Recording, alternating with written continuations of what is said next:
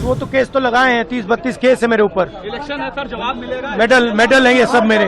इसीलिए ये नौटंकी कर रहे हैं। क्या जातिगत जनगणना कर रहे हो? मोदी ने देश में किया और नीतीश कुमार ने राज्य में किया। इतना ही प्यार था तो यूपीए सरकार में कर देते। आप बच्चा तो थे नहीं, नाक से नेटा तो गिरता नहीं था। केंद्रीय मंत्री गिरिराज सिंह ने कांग्रेस सांसद राहुल गांधी के बयान पर कहा, राहुल गांधी व्याकुल हैं। उन्हें लगता है कि उनके और उनके परिवार के अलावा देश का प्रधानमंत्री नहीं बन सकता। गांधी परिवार हमेशा से गरीब और आरक्षण विरोधी रहा है। जब वो सत्ता में थे तब उन्होंने क्या किया? पीएम मोदी ने देश में और नीतीश कुमार ने राज्य स्तर पर जातिगत जनगणना की। वो अपनी सरकार में भी ऐसा करवा सकते थे। अब घड़ियाली आंसू बहाने से कुछ नहीं होगा। देखिए, राहुल गांधी व्याकुल भारत है। उन्हें लग रहा है कि हमें प्रधानमंत्री हमारे सिवा कोई देश में बन नहीं सकता, यानी गांधी फैमिली और गांधी फैमिली के नेतृत्व के बगैर। और मोदी कैसे? ये पिछड़ों का बेटा, गरीब का बेटा, चाय बेचने वाले का बेटा, ये बर्दाश्त नहीं। इसीलिए ये नौटंकी कर रहे हैं। गांधी फैमिली ने जवाहरलाल से लेकर के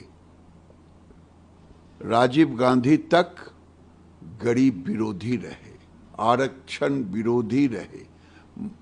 जिसका काका कालेलकर से लेकर के मंडल आयोग तक को इन लोगों ने जो दुर्गति की, जब ये पावर में थे राजकुमार तब क्या किया? और जिस धरती पर बिहार पर जाके झूठ बोल रहे हैं, गंगा में भी ये अंदर जाके बोलेंगे गंगा की कसम खाता हूं मैंने किया। अरे वो धरती नीतीश कुमार ने पहले ही वहां कर दिया। क्या जातिगत जनगणना कर रहे हो? मोदी ने देश में किया और नीतीश कुमार ने राज्य में किया। ये आपका ताकत होता, इतना ही प्यार था तो यूपीए सरकार में कर देते। आप बच्चा तो थे नहीं, नाक से नेटा तो गिरता नहीं था। नेटा समझते हैं ना, जो बच्चे होते हैं उनके जो। तो आप किसको सिखा रहे हैं? आप केवल झूठ का सहारा ले सकते हैं। झूठ के सिवा आप कुछ नहीं। कभी राफेल का नाम लेंगे, कभी इसका नाम, कभी उसका नाम। आपने संसद के अंदर कहा कि एक भी पिछड़े नहीं हैं, अति पिछड़े।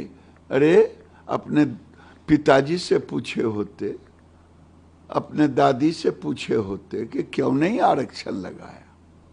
अब घड़ियालू आंसू बहाने से कुछ नहीं होगा। वहां ऊपर नरेंद्र मोदी, नीचे नीतीश कुमार बैठे हैं। वहीं राहुल गांधी ने दरभंगा पुलिस प्रशासन को लेकर कहा कि हमें जो करना था हमने कर दिया। मैंने वहां जाति जनगणना पर बात की, हमें हॉस्टल के अंदर नहीं जाने दिया, शायद इसलिए क्योंकि वहां हालात बहुत खराब थी।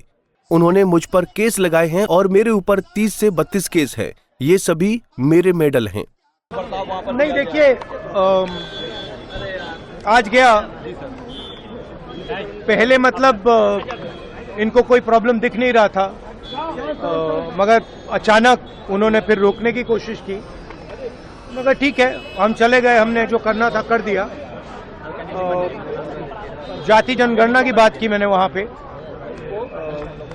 और ये कहा कि देखिए जो